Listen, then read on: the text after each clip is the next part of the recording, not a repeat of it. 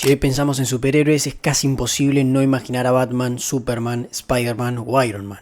Son personajes que trascendieron los cómics y hoy forman parte de la cultura popular. Pero lo que mucha gente no sabe es que todos existen en gran parte gracias a una rivalidad que lleva más de 80 años. Una competencia entre dos editoriales que empezó mucho antes de que Marvel fuera un gigante y que con el paso del tiempo terminó cambiando no solo el mundo de los cómics, sino también de Hollywood y la industria del entretenimiento. Para entender cómo comenzó todo hay que viajar hasta la década de 1930. En aquella época los cómics ya existían, pero eran muy diferentes a los actuales. La mayoría publicaba historias de detectives, aventuras, ciencia ficción o del lejano oeste. Nadie imaginaba que un personaje vestido con una capa pudiera convertirse en un fenómeno mundial. En 1934 nació una editorial llamada National Ally Publication, fundada por Malcolm Wheeler Nicholson. Años más tarde la empresa comenzaría a publicar una entrevista llamada Detective Comics que tuvo tanto éxito que el público empezó a identificar a la editorial simplemente como DC. Ese nombre terminó siendo tan reconocido que con el tiempo la compañía adoptó oficialmente el de DC Comics. En 1938 esa misma editorial publicó Action Comics 1, una revista que cambiaría para siempre la historia del entretenimiento. En la portada aparecía un hombre levantando un automóvil por encima de su cabeza mientras varias personas escapaban aterrorizadas. Ese personaje era Superman. Superman había sido creado por dos amigos, Jerry Siegel y Joe Shuster. Durante años intentaron vender su idea a distintas editoriales, pero casi todas la rechazaron porque pensaban que un personaje con poderes sobrehumanos era demasiado extraño para el público. Sin embargo, cuando finalmente fue publicado, ocurrió exactamente lo contrario. El éxito fue inmediato y las ventas sorprendieron a toda la industria, quedando claro que acababa de nacer un nuevo tipo de protagonista. Es cierto que antes habían existido personajes con habilidades extraordinarias, pero Superman fue el primero en reunir casi todos los elementos que hoy asociamos con un superhéroe. Una identidad secreta, un traje reconocible, poderes sobrehumanos y una misión basada en proteger a los inocentes. A partir de ese momento muchas editoriales comenzaron a buscar su propio Superman, pero la propia DC fue la primera en demostrar que el género todavía tenía mucho por ofrecer. Apenas un año después presentó a Batman. Y esa decisión fue mucho más importante de lo que parece, porque mientras Superman era prácticamente invencible, Batman era exactamente lo contrario. No tenía poderes, era un ser humano que dependía de su inteligencia, de su entrenamiento y de la tecnología que desarrollaba. DC había entendido que los superhéroes no tenían por qué ser todos iguales.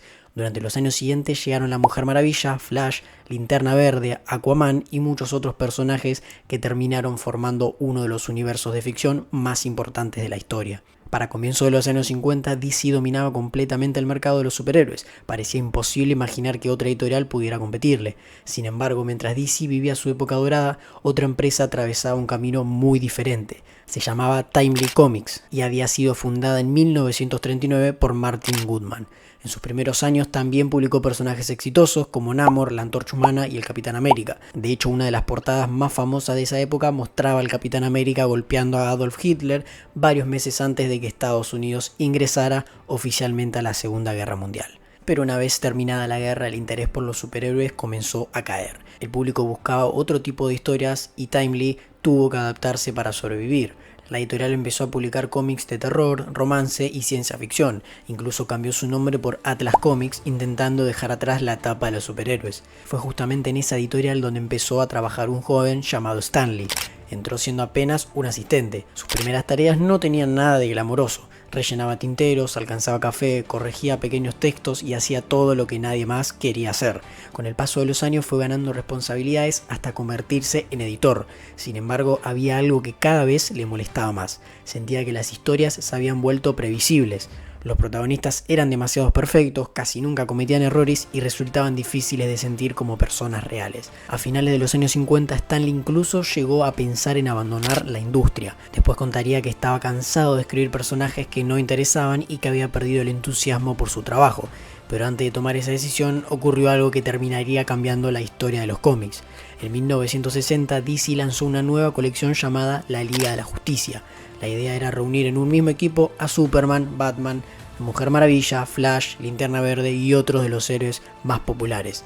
La serie fue un éxito enorme y volvió a demostrar el enorme dominio que tenía DC sobre el mercado. Cuando Martin Goodman vio esas ventas, le pidió a Stanley que hiciera exactamente lo mismo, Quería un grupo de superhéroes capaz de competir con la Liga de la Justicia. Parecía un pedido simple, copiar una fórmula que ya estaba funcionando, pero Stan Lee decidió hacer algo completamente distinto. Aceptó el desafío, pero puso una condición: si iba a escribir un nuevo equipo de superhéroes, lo haría como él realmente quería. Según contó años después, su esposa fue quien terminó de convencerlo.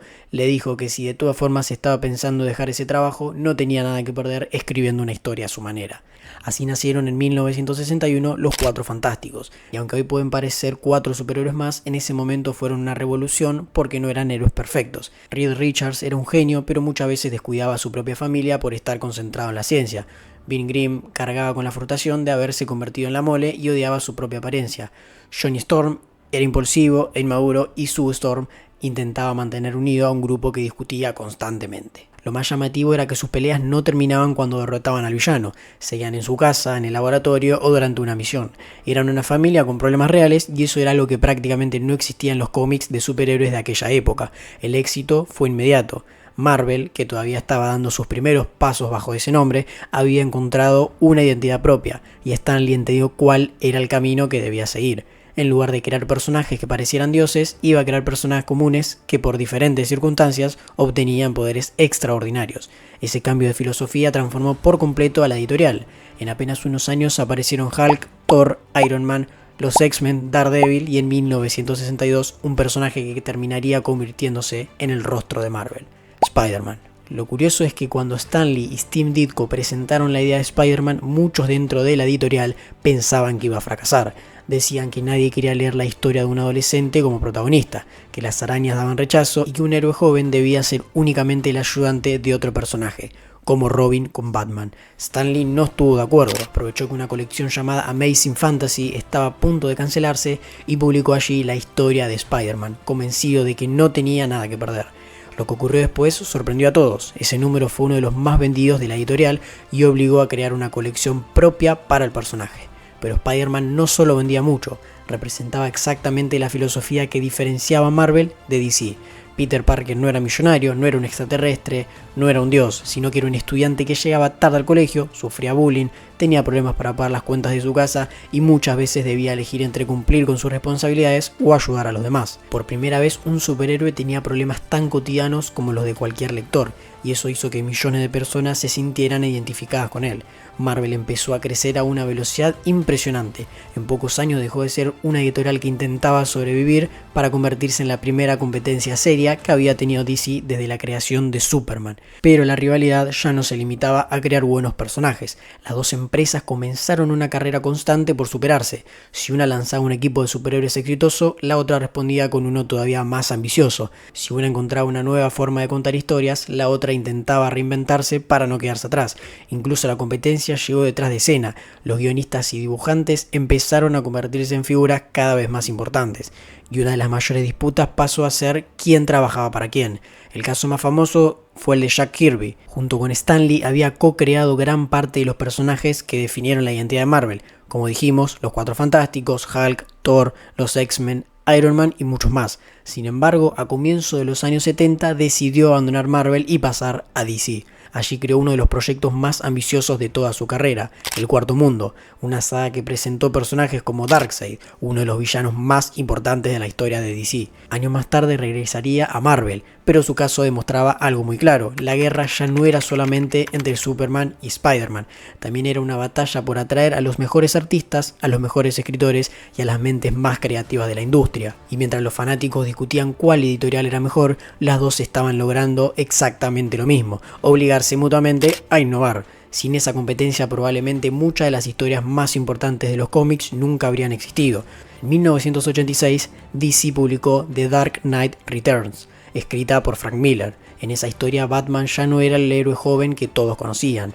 Era un hombre envejecido, retirado desde hacía años y obligado a volver a ponerse el traje en una ciudad completamente fuera de control. La obra cambió la imagen del personaje para siempre y demostró que un cómic de superhéroes podía tener un tono oscuro, adulto y mucho más realista. Y Marvel no tardó en responder. Durante esos mismos años publicó historias como Secret Wars, que reunió a decenas de héroes y villanos en un mismo evento, y más adelante The Infinity Gauntlet, donde un solo villano, Thanos, conseguía un poder prácticamente infinito y ponía en riesgo la existencia del universo entero. Décadas después, esa historia serviría como inspiración para las películas de Avengers, Infinity War y Endgame. Una vez más, cada movimiento de una editorial obligaba a la otra a subir el nivel. Sin embargo, cuando parecía que ambas compañías atravesaban uno de los mejores momentos de su historia, la industria del cómic empezó a vivir una de sus peores crisis. A comienzos de los años 90 se produjo una enorme burbuja especulativa. Miles de personas comenzaron a comprar cómics no porque quisieran leerlos, sino porque creían que con el tiempo se convertirían en objetos de colección muy valiosos. Las editoriales aprovecharon esa fiebre publicando portadas alternativas, ediciones especiales y todo tipo de estrategias para vender más ejemplares. Durante un tiempo funcionó. Las ventas crecieron de manera espectacular, pero el mercado estaba sostenido por una ilusión. Cuando los compradores descubrieron que la mayoría de esos cómics nunca iban a valer una fortuna, dejaron de comprarlos casi de un día para el otro. Las ventas se desplomaron, cientos de tiendas especializadas cerraron y toda la industria entró en crisis.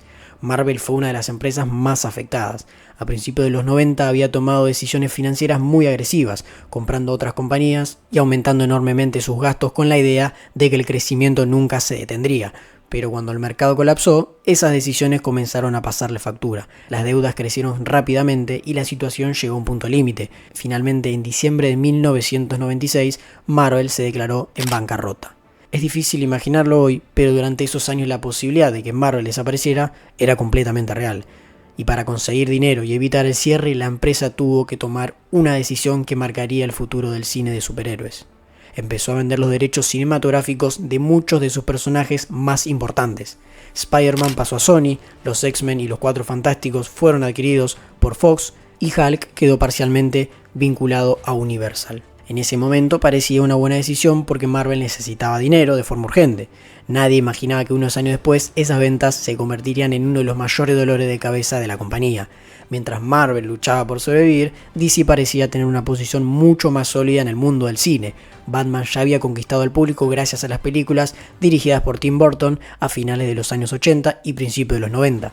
Aunque la saga perdió fuerza con el paso del tiempo, el personaje seguía siendo uno de los más populares del planeta, y en 2005 Christopher Nolan volvió a cambiar las reglas con Batman Begins. 3 años después estrenó The Dark Knight, una película que trascendió por completo el género de superhéroes y demostró que este tipo de historias podían competir de igual a igual con cualquier gran producción de Hollywood. En ese momento, si alguien hubiera imaginado cuál de las dos editoriales tenía el futuro asegurado en el cine, la mayoría habría respondido sin dudar DC.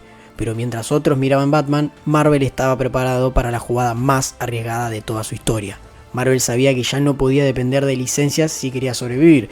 El problema era que había entregado los derechos cinematográficos de casi todos sus personajes más famosos, por lo que los héroes más populares ya no podían protagonizar películas producidas por la misma empresa. En cualquier otro contexto, eso habría sido un golpe definitivo. Sin embargo, alguien dentro de Marvel pensaba de una manera completamente distinta. Ese alguien era Kevin Feige. A diferencia de muchos ejecutivos de Hollywood, Feige era un fanático de los cómics. Había trabajado como productor en varias películas basadas en personajes de Marvel y estaba convencido de que el verdadero potencial no estaba en hacer películas aisladas, sino en llevar al cine algo que los lectores disfrutaban desde hacía décadas. Un universo compartido, donde todas las historias ocurrieran en el mismo mundo y los personajes pudieran cruzarse entre sí de forma natural. Hoy esa idea parece obvia, estamos acostumbrados a ver escenas postcréditos y personajes apareciendo en las películas de otros, pero a comienzos de los años 2000 prácticamente nadie había construido un universo cinematográfico de esta manera. Cada franquicia funcionaba por separado. Spider-Man era una saga, X-Men era otra completamente distinta, Batman también tenía su propio mundo y nadie imaginaba un proyecto capaz de conectar decenas de películas durante años. El problema era que Marvel tampoco tenía el dinero suficiente para intentarlo. La empresa consiguió financiación utilizando como garantía los derechos de varios personajes que todavía conservaba. Y sí, era una apuesta enorme. Si las primeras películas fracasaban, Marvel podía perder incluso a los héroes que aún le pertenecían. En otras palabras, estaba apostando buena parte de su futuro a un plan que jamás había sido probado en Hollywood. Y para colmo, el primer protagonista elegido no era ni Spider-Man, ni Wolverine, ni Hulk. Era Iron Man. Hoy cuesta creerlo, pero en 2008 Iron Man estaba muy lejos de ser uno de los superhéroes más conocidos por el público general. Dentro del mundo de los cómics era importante, pero fuera de él no tenía la popularidad de Batman o de Superman. Incluso la elección de Robert Downey Jr. fue considerada un riesgo. Su enorme talento como actor era indiscutible, pero su carrera había estado marcada por graves problemas personales y muchos estudios no confiaban en él para liderar una superproducción. Marvel decidió correr el riesgo de todas maneras. La película se estrenó en mayo de 2008 y fue un éxito tanto de crítica como de público. Sin embargo, el momento que realmente cambió la historia llegó cuando la película ya había terminado.